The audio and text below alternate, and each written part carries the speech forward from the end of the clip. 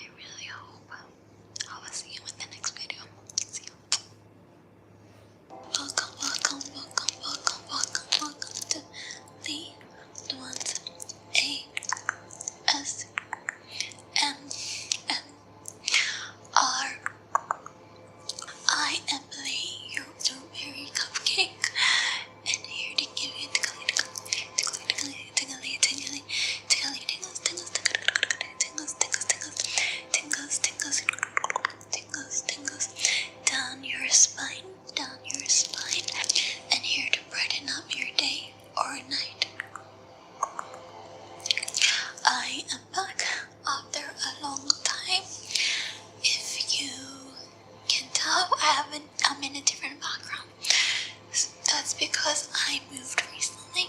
So I had a few different personal issues that I had to deal with. Anyways, I am very glad to be back with a new video.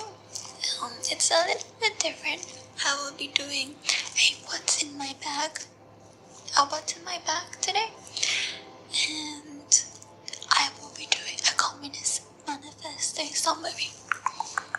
So the Communist Manifesto was intended as a statement of the Communist League, a German revolutionary group of which Marx and Engels were the leaders. It includes early versions of the concepts of Marx's Das Kapital.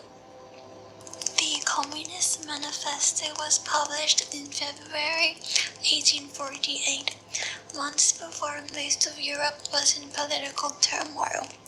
Youth for revolutionary groups, along with the urban dispossessed, set out barricades in many of Europe's capital, fighting for an end to political and economic oppression.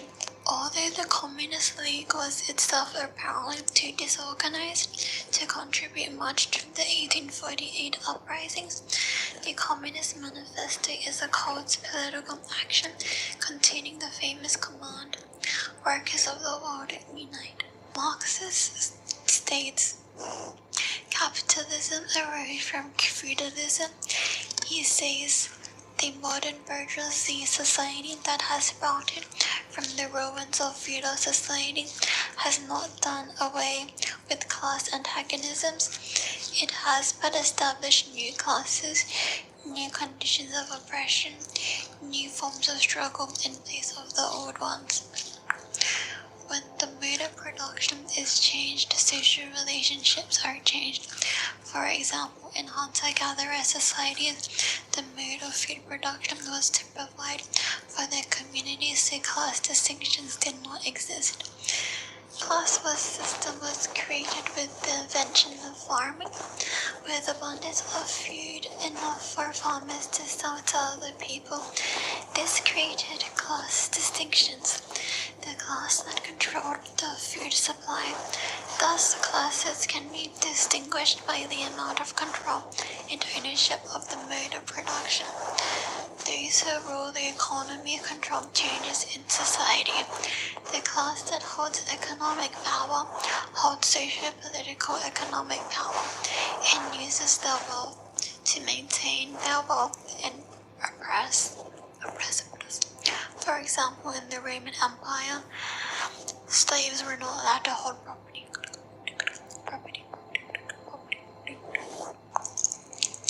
In the feudal era, the means of production was owned by the crown, the aristocracy. Peasants could access land only by selling themselves in servitude to their landlords. During the 18th century, industrialization meant new modes of production, and peasant farmers could now work in factory work. Feudalism was now replaced with capitalism. Workers now sold their labor for a wage that is only a fraction of his total labor. The remaining capital goes to the bourgeoisie. Ruling class are constantly on the market searching for more capital and more workers, more markets. This is called global capitalism. Under capitalism, workers are commodities, so you work for your boss out of economic necessity for food, shelter, water, so you work most of your life until you become too disabled to work, as your labor is deemed insufficient in increasing the ruling class's wealth. Under capitalism, there is also an increase in the division of labor. There are more steps required to produce something, and jobs become monotonous. There are now more workers than ever. The proletariat is a revolutionary class, and Marx states capitalists will soon realize they've created their own gravediggers. The proletariat is the gravediggers. Communists have the goal to abolish private property and assume political power. They do this by creating a global proletarian movement. Workers across the world unite to topple the bureaucracy and redistribute wealth to everyone across society.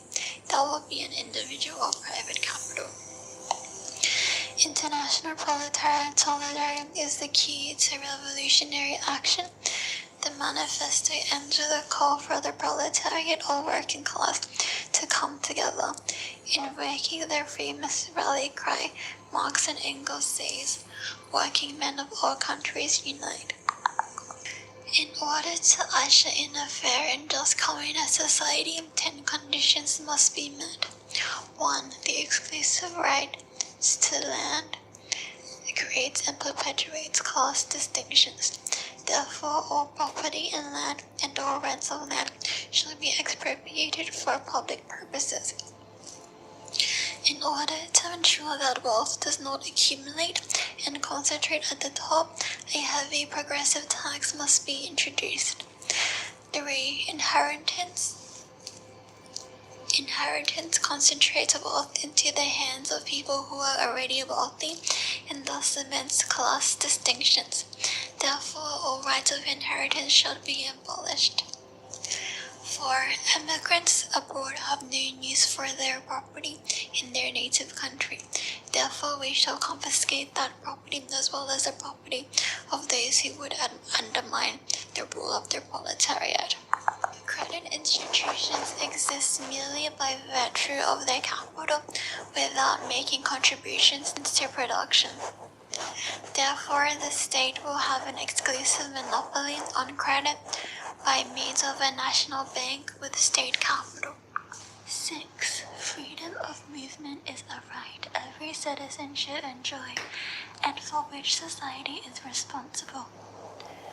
Thus, the centralization of transport will be put into the hands of the state.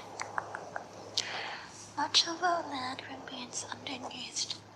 We should extend the instruments of production now owned by the state and use them to cultivate the wastelands and improve the soil. As it stands, the many work for the benefit of the few. Therefore, as everyone should be required to work, in addition, industrial armies, especially for agriculture, should be established. 9. Promote the gradual elimination of the distinction between town and countryside by more equitably distributing the population. 10. Our lives are determined in part by the quality of our childhood. Therefore, education will be free in public schools, and children's factories shall be abolished in their current form. Therefore, class struggles, the exploitation of one class over another, are the motivating force behind our historical development. Class relationships are defined by one's relationship to the means of production. A revolutionary occurs when existing classes are no longer compatible with the developing forces of production, and a new class emerges as the ruling one. Overall, the history of mankind is defined by class struggle, and communists will unite the global proletariat to topple the bourgeoisie and seize the means of production to revolutionize it. And that is all for today's video.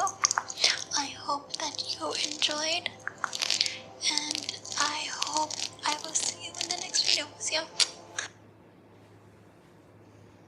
Welcome back to our series of leftist lectures and readings in ASMR style. Today we are almost at the end of the Communist Manifesto by Karl Marx and Engels.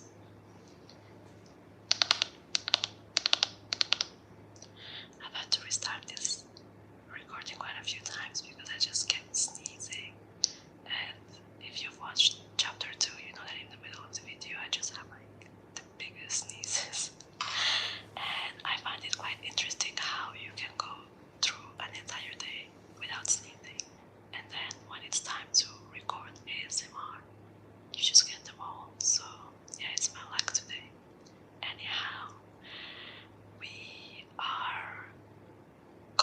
finish this today in this video with chapter 3 and 4. Chapter 4 is only 1 page, so might as well just do it all at once. After which, if you want me to read the prefaces in ASMR style to all the different languages in the Communist Manifesto, I can also do that. Otherwise, I'd be very happy to move on to another reading. If you have any suggestions as to what you would like to hear next, I'd be more than happy to sort of take that on board. I've said sort of again. It's just, I'm gonna stop saying it. It's my New Year resolution. I have a few ideas of books which we can follow through after finishing this one. Other ideas that have been suggested to me, I'm not even gonna discuss. So if you have anything you'd like to hear and it fits the theme, of course, just let me know. Without any further ado, let's just get started with this.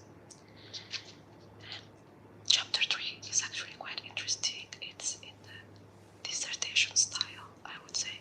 When I was studying in France in law school, they made us do these essays all the time in sort of binary form, not sort of binary form, which was a big one, A, B, big 2, B, C, and then big 3. The big 3 was there or wasn't there, depending from the subject, but this chapter is written a bit in a similar style. So I don't know how much you could see there, but it starts with the big one and it has A, B, and it continues until 3. So yes, chapter 3, Socialist and Communist Literature. Big one, Reactionary Socialism. Subtitle A, Feudal Socialism. Owing to their historical position, it became the vocation of the aristocracies of France and England to write pamphlets against modern bourgeois society. In the French Revolution of July 1830 and in the English Reform agitation, these aristocracies again succumbed to the hateful upstart. I'm just gonna put my glasses on. I normally wear glasses, but I haven't for the last few videos. I don't know why. I'm just gonna make it easier. I know why, because I look like you don't want to be around me. I look like stereotype of the 70s or 80s or whatnot. Anyhow, thenceforth, a serious political contest was altogether out of the question. A literary battle alone remained possible, but even in the domain of literature, the old cries of the Restoration period had become impossible. There's a note after Restoration period that says, not the English Restoration 1660 to 1689, but the French Restoration 1814 to 1830, and it's a note by Eccles. In order to arouse sympathy, the aristocracy were obliged to lose sight, apparently, of their own interests, and to formulate their indictment against the bourgeoisie in the interest of the exploited working class alone. Thus, the aristocracy took their revenge by singing lampoons on their new masters and whispering in his ear the sinister prophecy of coming catastrophe. In this way arose feudal socialism, half lamentation, half lampoon, half echo of the past, half menace of the future, at times, by its bitter, witty, and incisive criticism, striking the bourgeoisie to the very heart's core, but always ludicrous in its effect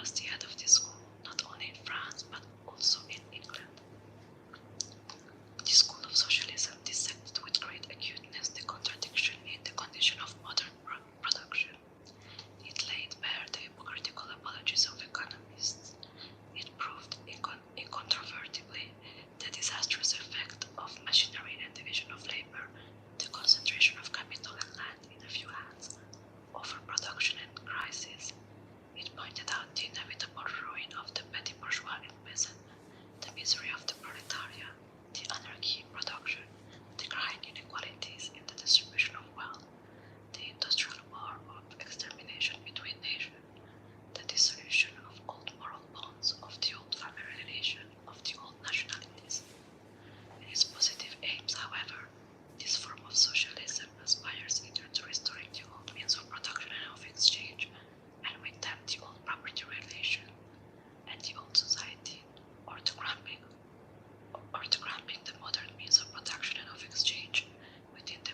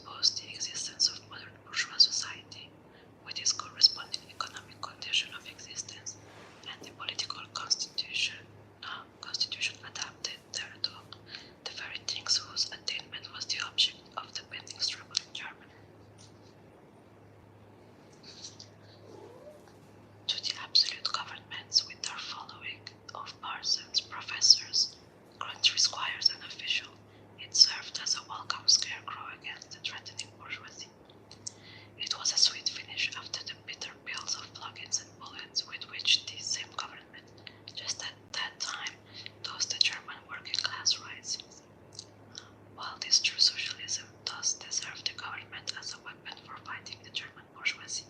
It, at the same time, directly represented a reactionary interest, the interest of the German Philistines.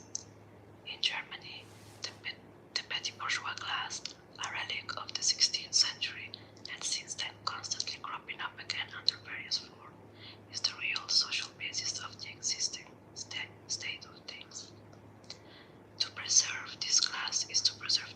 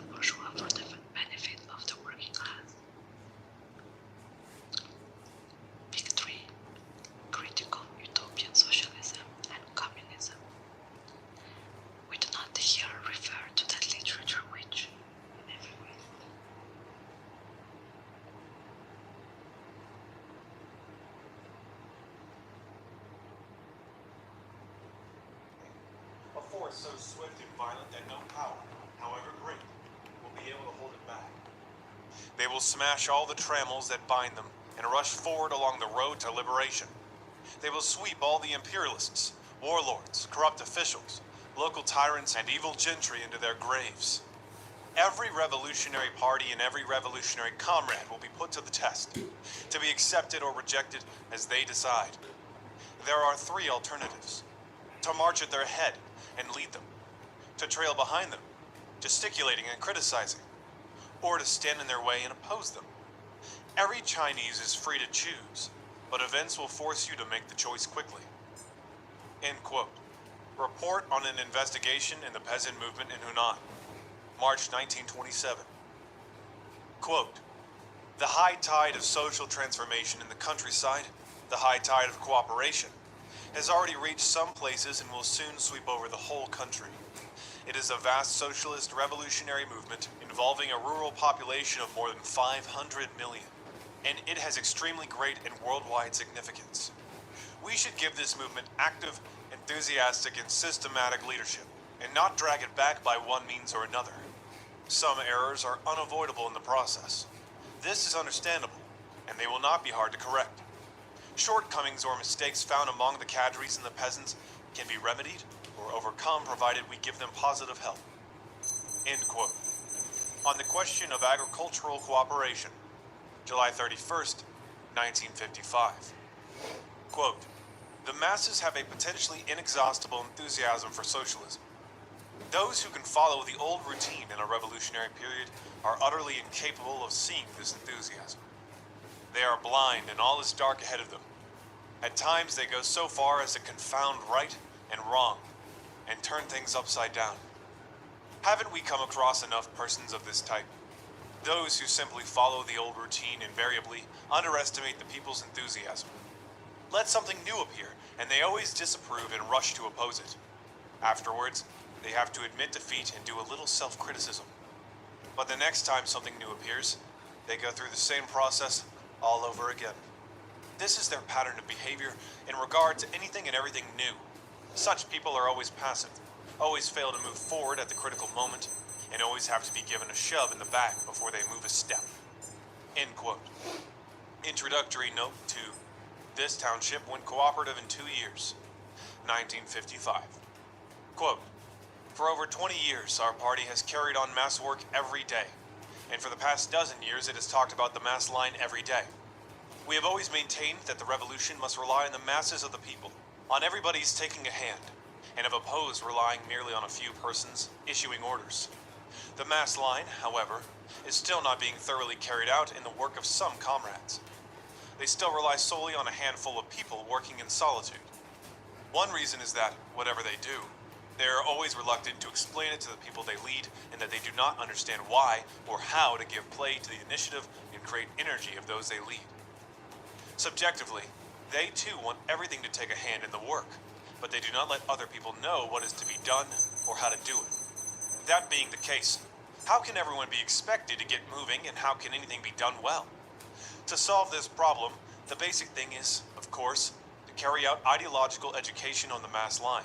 But at the same time, we must teach these comrades many concrete methods of work. End quote. A talk to the editorial staff of the Shanxi Suyan Daily, April 2nd, 1948. Quote, 24 years of experience tell us that the right task, policy, and style of work invariably conform with the demands of the masses at a given time and place, and invariably strengthen our ties with the masses.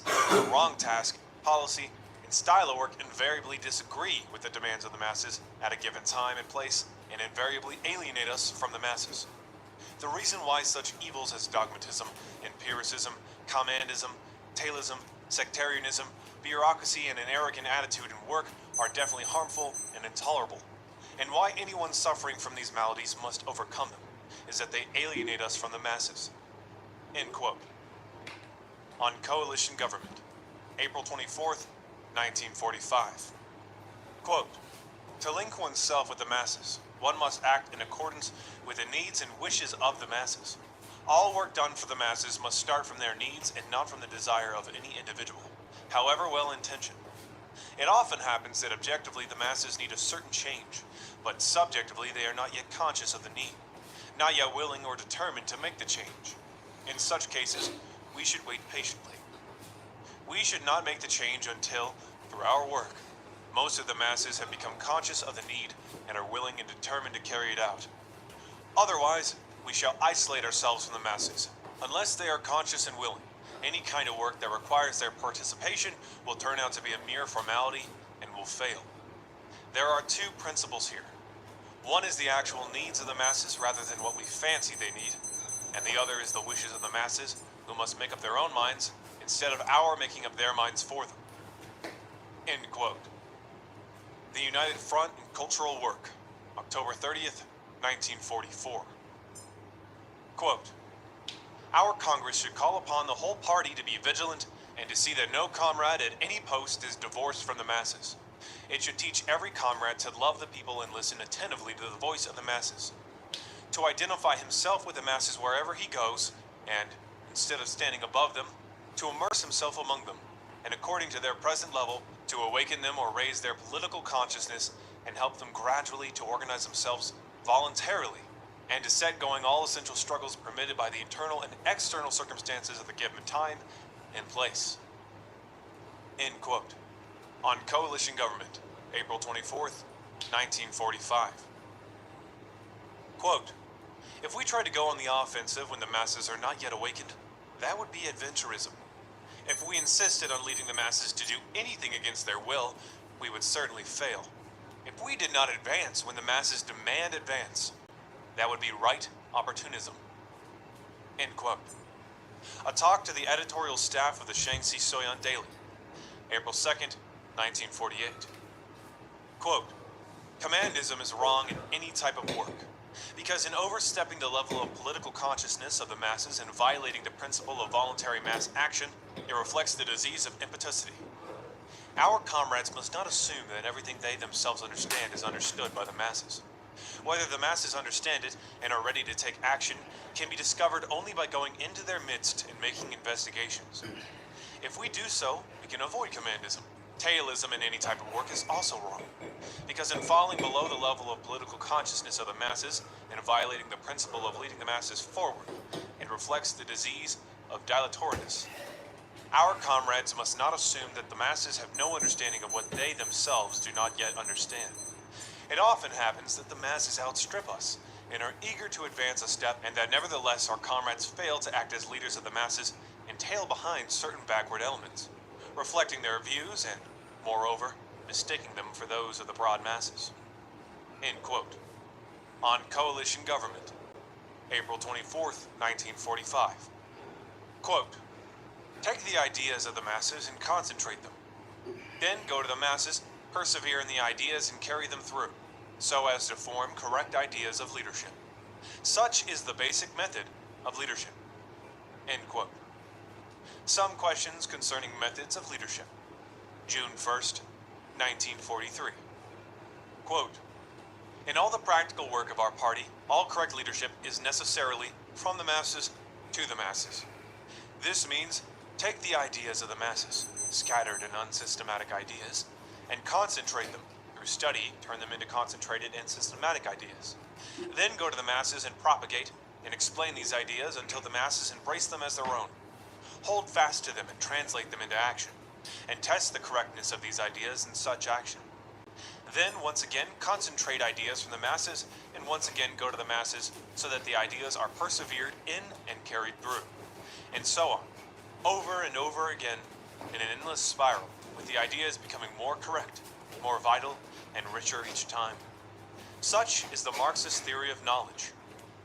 We should go to the masses and learn from them, synthesize their experience into better, articulated principles and methods, then do propaganda among the masses and call upon them to put these principles and methods into practice so as to solve their problems and help them achieve liberation and happiness. End quote. Get organized, November 29th, 1943. Quote, there are people in our leading organs in some places who think that it is enough for the leaders alone to know the party's policies and that there is no need to let the masses know them. This is one of the basic reasons why some of our work cannot be done well. End quote. A talk to the editorial staff of the Shaanxi Soyan Daily, April 2nd, 1948. Quote, in all mass movements, we must make a basic investigation and analysis of the number of active supporters, opponents, and neutrals, and must not decide problems subjectively and without basis. End quote. Methods of work of party committees, March 13th, 1949. Quote, the masses in any given place are generally composed of three parts: the relatively active, the intermediate, and the relatively backward. The leaders must therefore be skilled in uniting the small number of active elements around the leadership and must rely on them to raise the level of the intermediate elements and to win over the backward elements. End quote. Some questions concerning methods of leadership. June 1st, 1943. Quote, to be good at translating the party's policy into action of the masses, to be good at not only the leading cadres but also the broad masses to understand and master every moment and every struggle we launch. This is an art of Marxist-Leninist leadership. It is also the dividing line that determines whether or not we make mistakes in our work. End quote. A talk to the editorial staff of the Shaanxi Soyan Daily, April 2nd, 1948. Quote, however active the leading group may be, its activity will amount to fruitless effort by a handful of people unless combined with the activity of the masses. On the other hand, if the masses alone are active without a strong leading group to organize their activity properly, such activity cannot be sustained for long or carried forward in the right direction or raised to a high level. End quote. Some questions concerning methods of leadership. June 1st, 1943. Quote, production by the masses, the interest of the masses, the experiences and feelings of the masses. To these, the leading cadres should pay constant attention. End quote. Inscription for a production exhibition sponsored by organizations directly under the Central Committee of the Party in the General Headquarters of the 8th Route Army, Liberation Daily of Yunnan, November 24th, 1943. Quote, we should pay close attention to the well-being of the masses, from the problems of land and labor to those of fuel, rice, cooking oil, and salt. All such problems concerning the well-being of the masses should be placed on our agenda. We should discuss them, adopt, and check up on the results.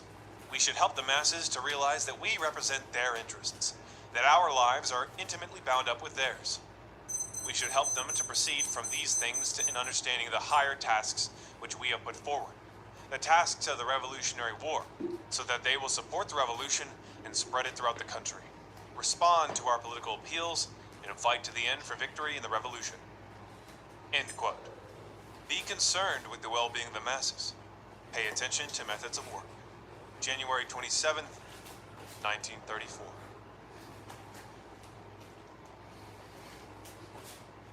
If you'd like to contribute or learn more about our party, visit www.t.me/CPMAOIST. Chapter 12. Political Work. Quote, the system of party representatives and of political departments, adopted for the first time in China, entirely changed the complexion of these armed forces. The Red Army, which was founded in 1927, and the 8th Route Army of today have inherited this system and developed it. End quote. Interview with the British journalist James Bertram, October 25th, 1937.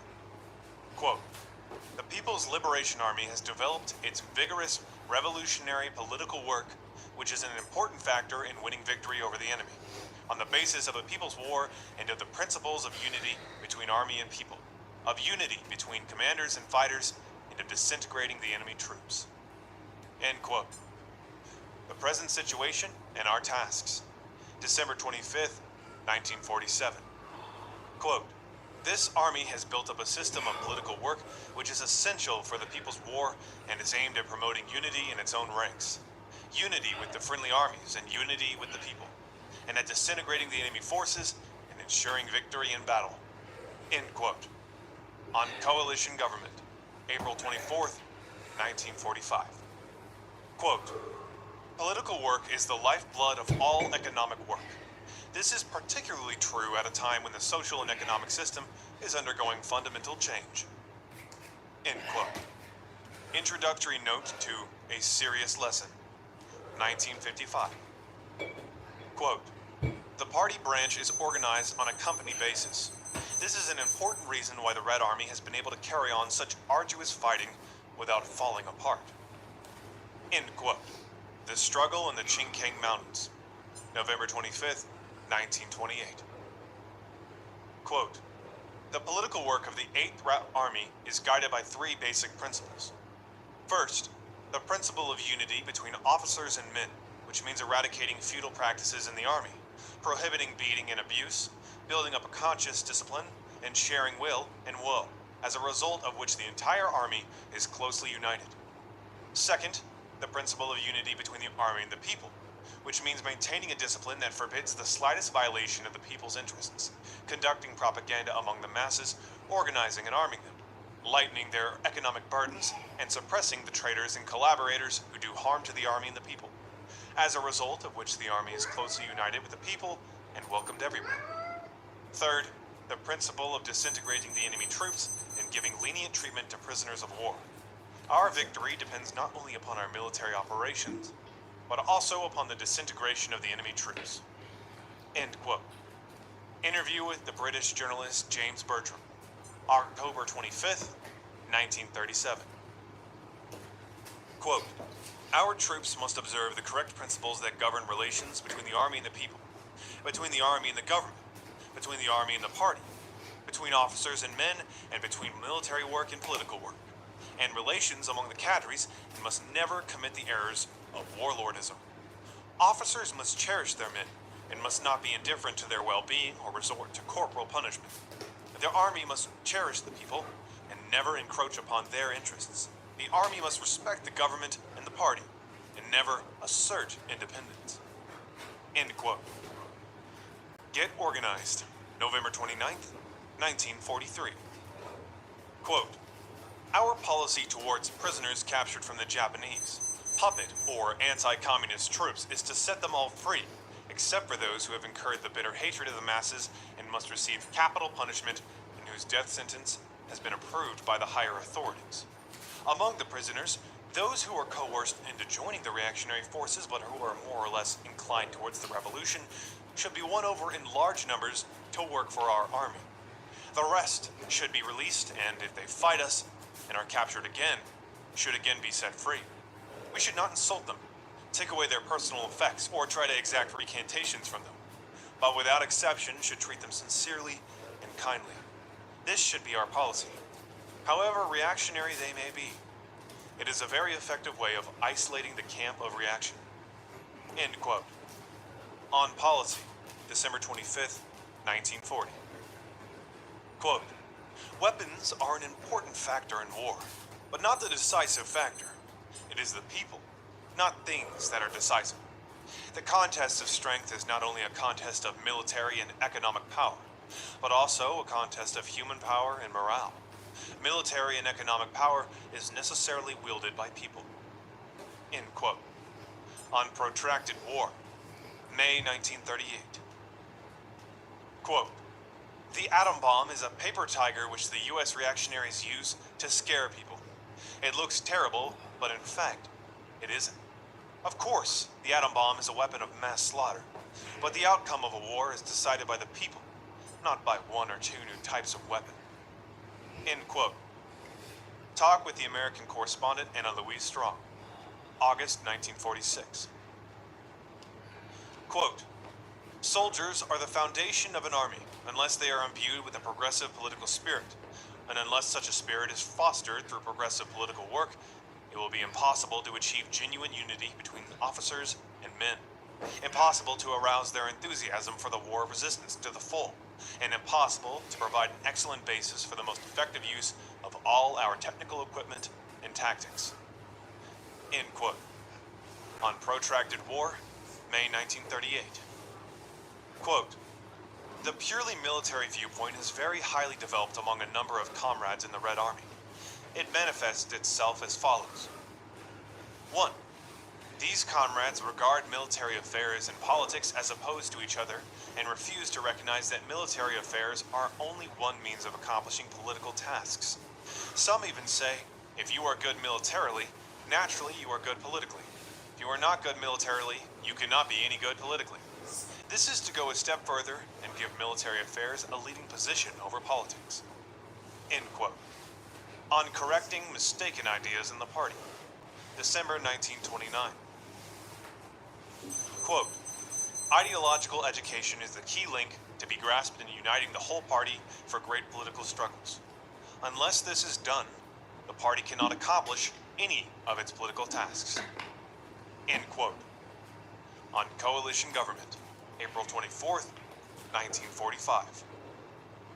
Quote, recently, there has been a falling off in ideological and political work among students and intellectuals, and some unhealthy tendencies have appeared.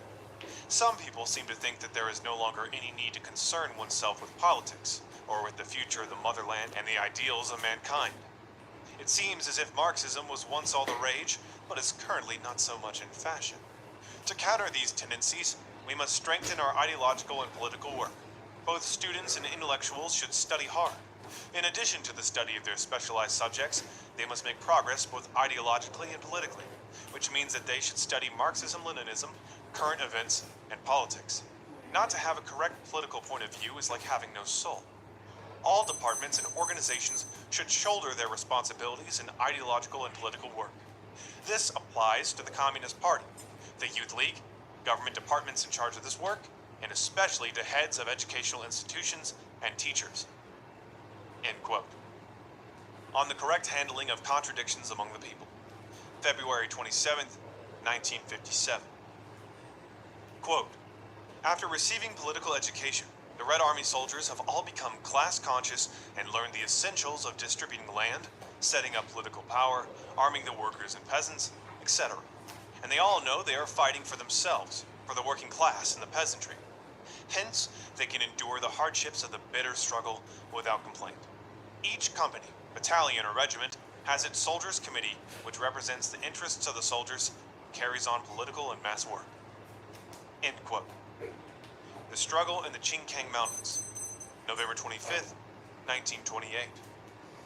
Quote, the correct unfolding of the movement for pouring out grievances, the wrongs done to the laboring people by the old society and by the reactionaries, and the three checkups on class origin, performance of duty, and will to fight, greatly heightened the political consciousness of commanders and fighters throughout the army in the fight for the emancipation of the exploited working masses, for nationwide land reform, and for the destruction of the common enemy of the people, the Chiang Kai-shek bandit gang.